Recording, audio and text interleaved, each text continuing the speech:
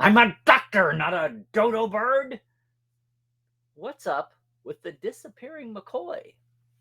Yeah. Today on episode, 345 of Trekland Tuesdays Live with me, Dr. Trek Larry Nemecek, coming at you here from the heart of Trekland through Portal 47 and Trekland Treks for some clarity, sanity, and a bigger picture in all things Star Trek. I've got kind of a soft topic today. Look, there's so much going on. For one thing, the Variety article is having repercussions. WonderCon just happened. Paramount actually had a presentation with Michelle Paradise and Olatunde Osunsanmi, the director of the finale and the overseeing director for Discovery Season 5. He also had comments to make about the Section 31 backdoor pilot movie. And that was it. It was an underwhelming turnout, but then it is WonderCon. It's kind of like the baby brother to San Diego. So that was an interesting weekend. Maybe we talk about that a little later. A lot of the interwebs right now are all caught up with, of course, the screeners, the reviews. There will be 2 hours dropping on Thursday night on Discovery's last season night. A lot to talk about there. What people thought of the show, the context of Discovery's legacy is already coming up, or lack thereof. Was it just at the right place at the right time? What is really going to be tangible out of Discovery? All that's happening. Plus, look, we're getting into summer con season.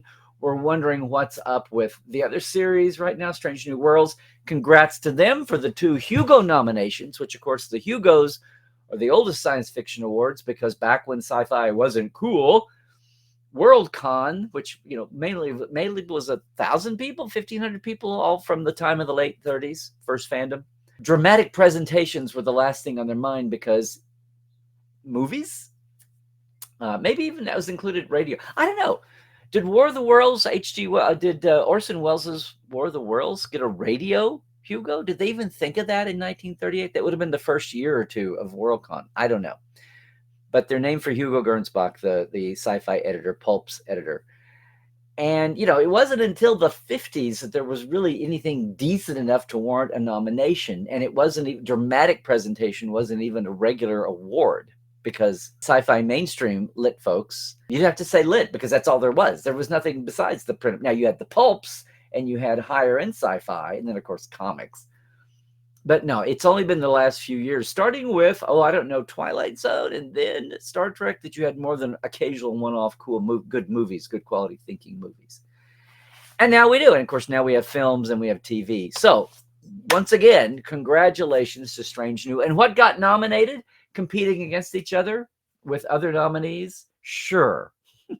Both of the really cool episodes, right? Those Old Scientists, the animation crossover, and, of course, Subspace Rhapsody. WonderCon had a Subspace Rhapsody sing-along. I didn't get to be there. I wish I'd been there. It was on a Friday night. It was a one day in, one day out for me. My friend James Kerwin and I had a great panel. So for everybody who turned out for us at WonderCon Saturday night, hung around after the Star Trek studio show, that was great to see. And I got back to the ranch Monday. This is not Trek, it's Will Rogers. But I finally got back after 2 months of our move distraction, got back to the ranch. Exciting things coming up with our centennial there, a long string of centennials, plus the centennial of Route 66, which, did you know, is the Will Rogers Highway? You do now.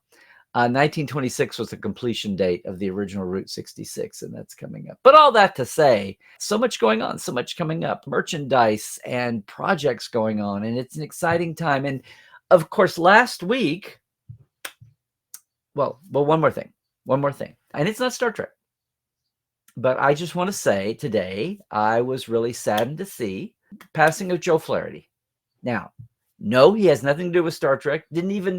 I'm sure somewhere along the way, I think maybe actually he was in a parody on Second City TV of Star Trek.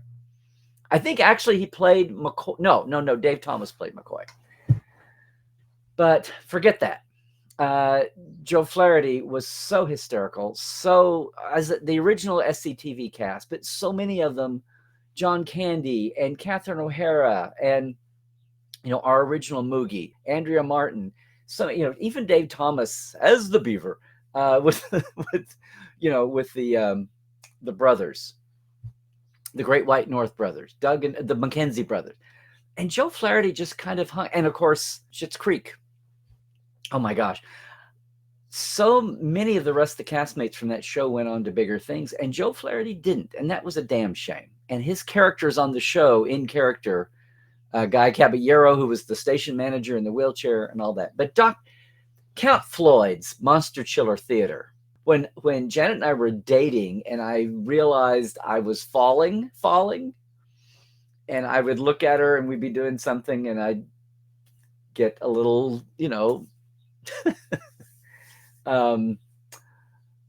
whatever, passionate, feeling those feels. And I just kind of say, really scary, kids. Because I was falling and I knew it. And for some reason, the thing that came to mind was Count Floyd's, admonition to his kid audience when the movie wasn't so scary. And he'd say, oh, that was really scary, kids, wasn't it? So anyway, and then he was in Stripes. The coolest thing was he was the dad on Freaks and Geeks that owned the hardware store. And in their Halloween episode, I know, the one season wonder that yielded so many stars. So many stars came out of Freaks and mainstream movie stars. But here was Joe Flaherty as the dad, owned the hardware store. And on the Halloween episode, Linda Cardellini's character, Lindsay, and the mom got him a costume to wear. And it was a Dracula. It was a cheap Dracula costume. And he says, why do you always want me to wear the vampire costume? And it was a dig on Count Floyd. Anyway, Joe Flaherty never gets the attention he deserves, never got the work and consequently the acclaim. So I'm going to take 5 minutes on my Star Trek live show to give a huge shout out to Joe Flaherty. And yes, you can go, I tweeted one clip. You can Dr. Tongue, which was John Candy's three-dimensional movie character. Quite, the horror movies that aren't quite so horror filled. Anyway, Joe Flaherty. Oh, and he had a token 60s, 70s stand-up, like Vegas comedian Sammy Maudlin that had a talk show. It was really broad, way before all the talk show parodies, doing a take on an out of control Carson kind of a feeling. Anyway, the Sammy Maudlin show, which was a great name. Anyway, if you can watch some SCTV clips, watch all of them. And yes, you'll see Catherine O'Hara years before. You'll see so many people years before you knew them. And Joe Flaherty's in there. Joe Flaherty deserves much, much more attention. So I'm going to give him a little right now. But don't worry. I'm getting back to Star Trek. And I'm getting back to the topic today. I mean, Plushie helped me at the beginning, right? Here's his throne of honor right now. No, here's the thing. We talked about the variety special last week that had so many little buried nuggets. It was clearly set up to throw out a lot of little. It was like having a mini Star Trek day. And hey, First Contact Day is right around the corner. But rather than First Contact Day, rather than WonderCon even, you can it was a corporate decision to use variety, and the fact that it was a trade paper, not necessarily a fandom event or a corporate event in-house, is part of that was a signal strategy to all the big meta uncertainty going on right now. Well, who's going to buy Paramount? What's the future going to hold? And even what's happening with the streaming world as one sliver of that. Are movies and TV, are brick and mortar TV and movies going to make a comeback against streaming? Is streaming just going to... All of those questions are up in the air, but everybody keeps sending signals that whatever happens, Star Trek as a property, however it's delivered, is here to stay. I mean, they're not insane. They know that's Paramount's biggest moneymaker, and they know the value of that, and they know the value of it long term. They know what the assets are. And so we got this, right? This wonderful art piece last week. Boom. And yes, I know it. Eventually people weighed in. Where's Gates? Where's Marina? Where's Crusher? Where's Troy? Out of all these characters, you've got 4 or 5 Kirks. You've got some of the characters repeated. You've got some really obscure characters in there. I know the Beverly fans are incensed that Anij is in here from Insurrection. But I mean, yeah, from Insurrection. But no Beverly and no Troy. I know. If anything, the article got tons of attention, the package. This artwork did. And of course, people loved the cover. And our friends Lou and John at Fansets loved the cover because that's one of their pins that was the photo model for it. And if you went to the Variety online piece or you had the physical magazine, Here's what didn't get any notice. So I let everybody else, you know, reflexively go on and on about this one if you felt like it. I'm not going to go on and on about anything, but I want to point something out. This came up, well, at the time of Star Trek 09. I noticed some of the marketing. Now, I wasn't doing Star Trek Weekly then. I think at some point in the first couple of years we were here, this came up again. I mean, Beyond happened before I started. We've been doing Tuesdays Live here since spring of 2017. Wow, 7 years. Coming up on the 7th anniversary. And somewhere along the way before that, either in print or just guesting on somebody else's podcast, something going on. And I noticed the marketing for Star Trek 09. It was all about, you'd see, if you had the character images, right? The gallery. You had all the major characters. Yay. It was one of the strongest points. Even if you didn't care for the Kelvin universe, even if you thought it was pointless, if you even intellectually could say, okay, well, it's marking time. It's a magnet out there for some fans to find Trek. It's keeping it in the mind of all the mundane suits and all the mundane bean counters to go, oh, look, Star Trek isn't totally irrelevant. They've made movies with it, even though in the long run, it's not going to mean much for the big canon universe of Star Trek, this little stub that's never been going to be developed much. And yet, the thing that was telling about that movie started there. And I hadn't thought much about it in, 15 years now. And it all came back with this piece of art that was at least in the online. Did you see this? Did you catch it? I commented on this just a little bit for our Portales. We've got, let's try this. All the casted actors for each role are in this. It's awesome. It's Nimoy, right? And Quinto and Ethan Peck for Spock. And you've got Shatner, you got Chris Pine, and you got Paul Wesley here. And from McCoy's, you have it's not Kirk, Spock, and McCoy. It's Kirk, Spock, and Uhura. And once again, the subtle marketing point that was made during Star Trek 09 is back with us here. I'm not going to say that McCoy has been, plus you don't listen to this. I'm not going to say that McCoy has been erased. McCoy has not been canceled. But it struck me. I started thinking, I get it.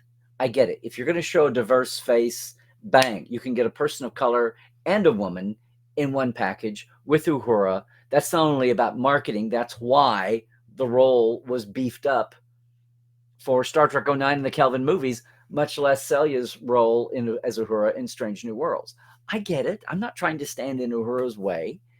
And in fact, the movies, we always talk about how the original series movies developed that group cast, the whole ensemble, into more of an ensemble that we've been used to with Trek, much less media, since the 80s. Coming out of TV with the Hill Street Blues revolution, which, by the way, is one of the topics of this week's Trek Files. So you want to catch that this week with our good friend Ben Robinson. He of Eaglemoss late, and now all new things stemming from that.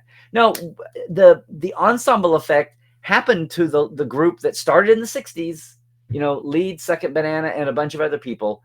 And that whole accounting and billing way of looking at a storytelling group evolved in the movies, of all things, when the movies would be even stricter about billing, you would think. But no, they earned it. That's why they're icons.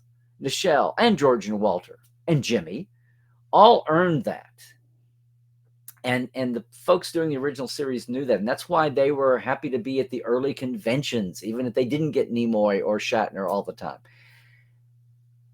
That's a concept that evolved in the movies. And then we started off that way with Next Gen, and ever since it's been an ensemble. So I get that. What got me thinking, though, and it's good to see, Nichelle being honored, just as George is honored. It's been a thrill to see Walter soaking up all this. Jimmy was adorable. And you got to honor all of them as actors in that 60s system, making something of the little bit they were thrown, right? It's written differently now. The Scotties and the Uhuras and all those, as they come out much less in the Kelvin movies, but as we're seeing them dropped into Strange New Worlds, or even Discovery at the beginning, that they're beefed up. They didn't have to earn it. It was written for them. Now they're earning what they're doing with it, but I mean, they didn't have to survive with it. And all of this to say, where's McCoy?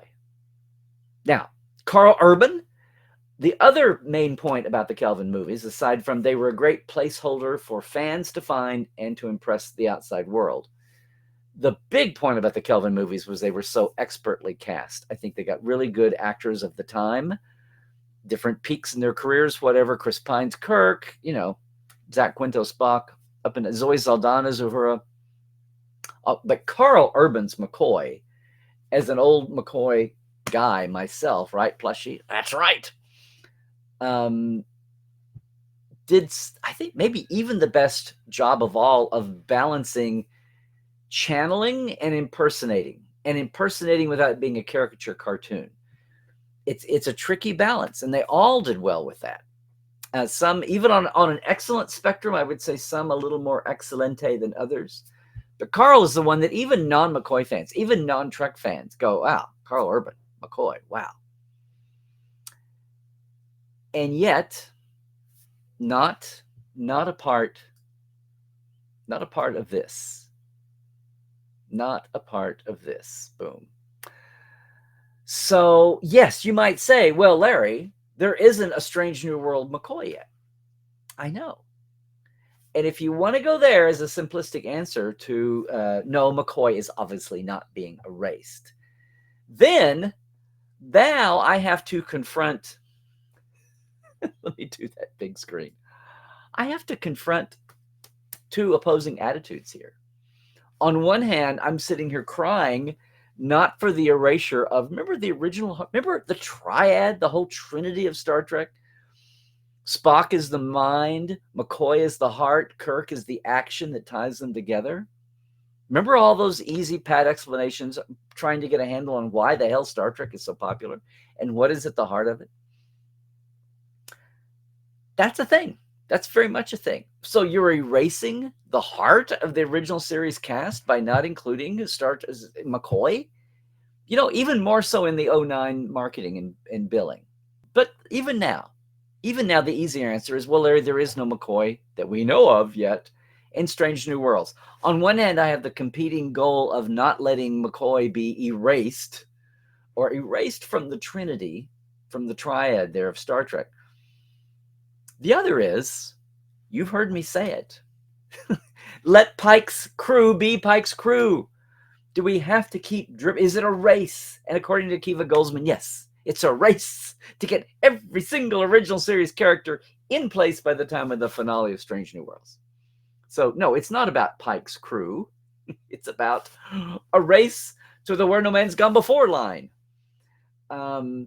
which I'm not a fan of. I'm not going to go poo-poo the show. I'm not going to go throw bombs online. No. I'm not a toxic tuber. I never earned that license. That's pointless. Much of the rest of the series is so well done. And even Paul Wesley's growing on me a little bit. They're getting his hair color better. He's putting on just a touch of weight. He's not quite so spindly. But then again, we're looking at different eras of Kirk, even if it is 6 years difference. No, I have said, please, we've got a Scotty now. Can we please just hold off on the McCoy? For one thing, we need a Mark Piper before we get to McCoy. But thanks to this, I'm maybe rethinking that. I think I'm rethinking that, because if that's a reflection, I know it's just a piece of art for one article in Variety that got a lot of it, that the focus was elsewhere. And if there was attention on the artwork, it was the Where's Waldo, it was the Where's Crusher, Where's Troy, a few other ones as well. I know that's all it is.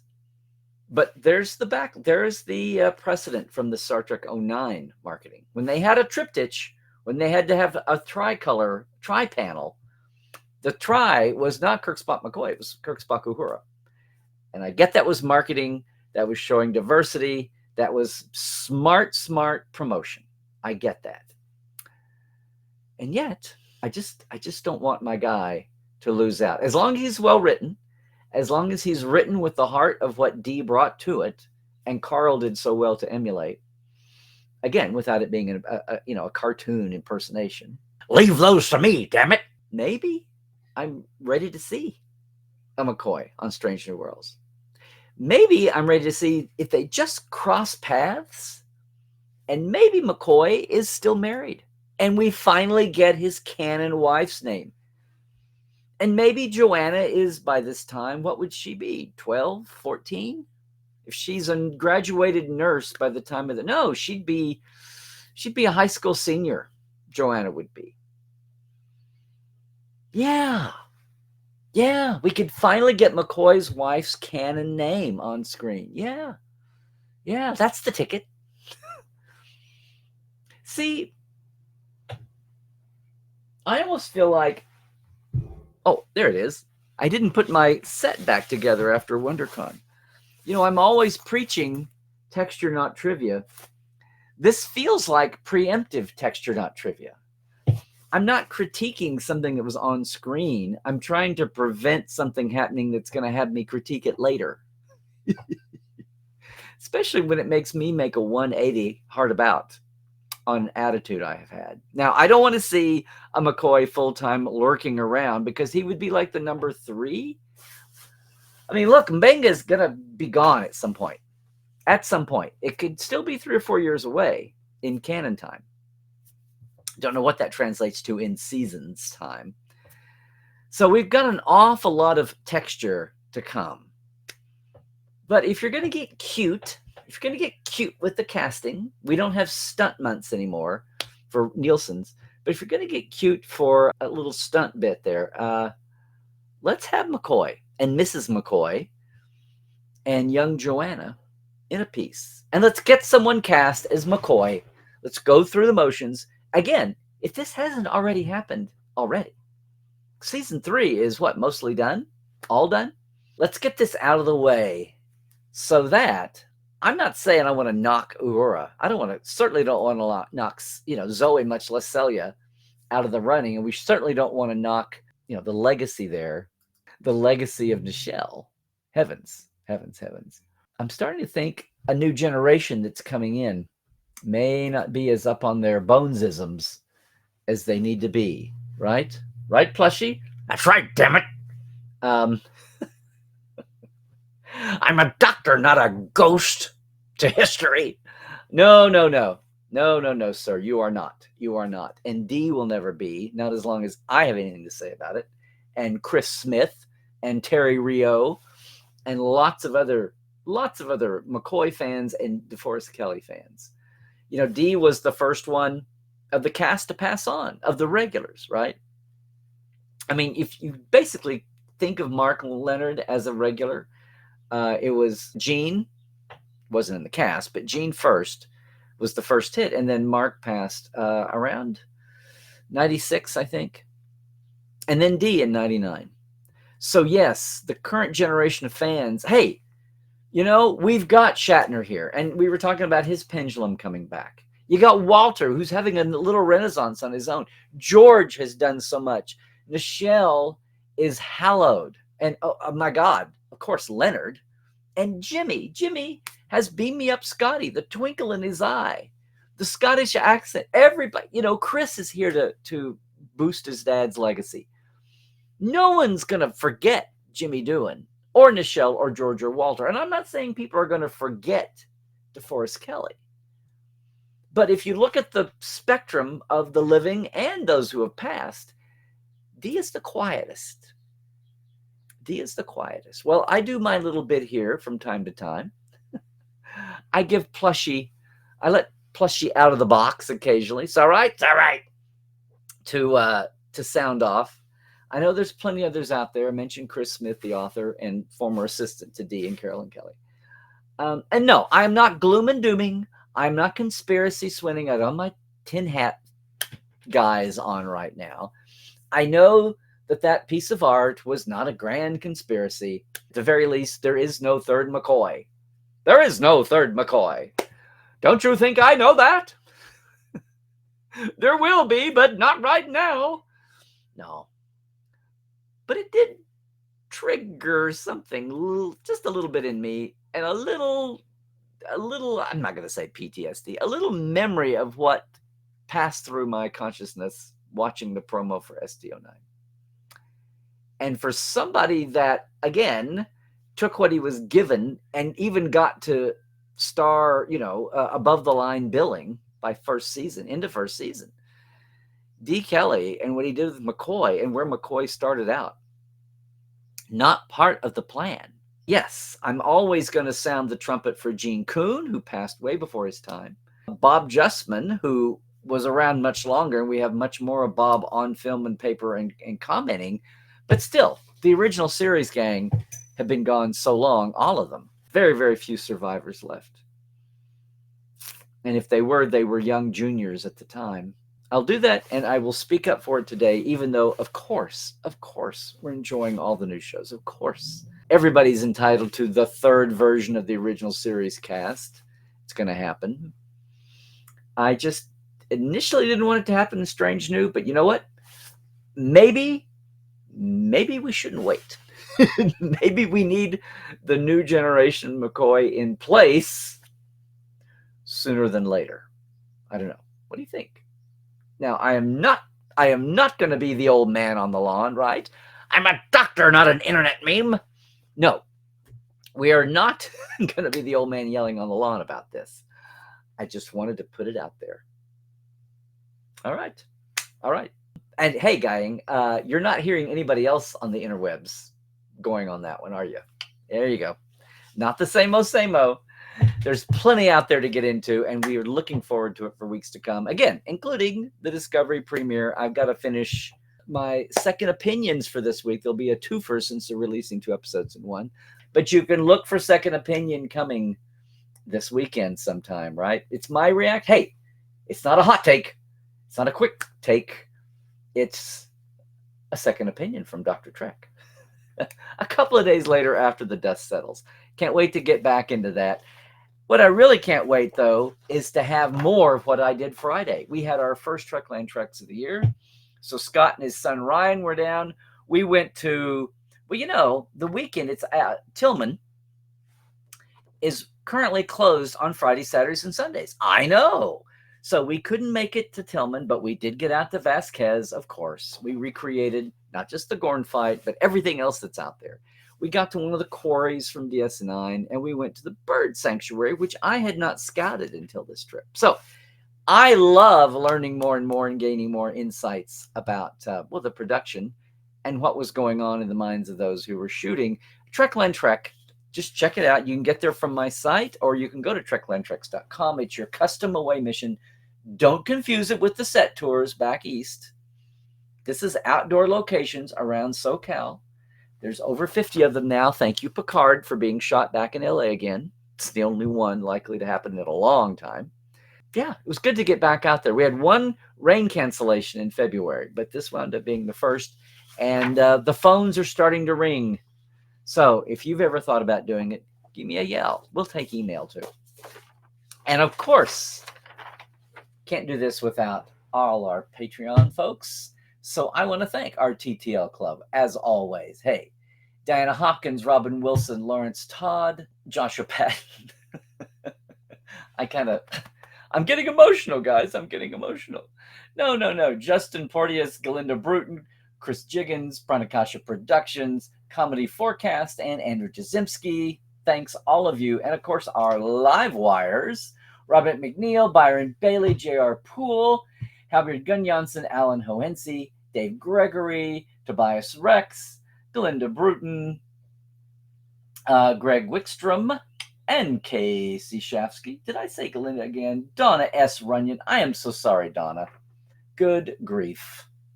Our new folks. It's been a couple of months now. I got to quit calling you our new folks. But I want to thank everybody equally. If you're wanting to help us out, we just started a new month. So it'll take a while, but very simple $5, $10 levels for a shout out. my thanks.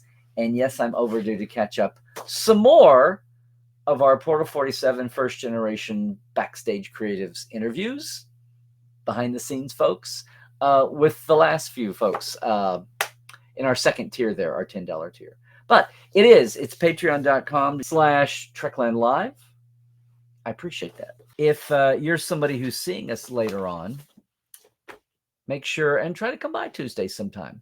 1-ish Pacific on Tuesdays. And yes, even the Europeans can jump in and watch us before midnight. That's happening. So I encourage you to drop by if you can you do that. And I also encourage everybody to go over and catch this week's, I mentioned, Trek Files is up with our good friend Ben Robinson, late of Eagle Moss and all your little ships and books and all kinds of new material coming. The companies that are taking up the licenses in the wake of Eagle Moss's demise are starting to make themselves apparent. And even more kinds of merch than ships and books and badges. You want to hear us talk about it? He's our guest this week. Most of all, the doc of the week is the early plans for Troy. And I don't even mean the 6 breasts. I mean, even past that. And again, how Ensemble TV's revolution in the 80s was affecting the early roots of what TNG would be and how it would be different in all the ways from TOS. So please go and catch the Trek Files wherever you catch your fine podcast every week, or there with our documents. Only place you can get those on our page on Facebook, facebook.com/the Trek Files, as we say. And if you're watching us later on YouTube, hey, check out everything at Trekland I was just talking about. Catch me on socials. Please like and subscribe right here if you haven't done it already. You can also catch it on Instagram. My Twitter X is still there, Larry Nemecek. And yeah, Facebook too. And if you're really curious, go look at portal47.net and jump in with us. It's a mini-con all year long. Other than that, gang, I'm going to say weird bugs are in the air out there. So, do all the things. Stay healthy. Stay woke. Check the sources. It's getting thick. And trek well.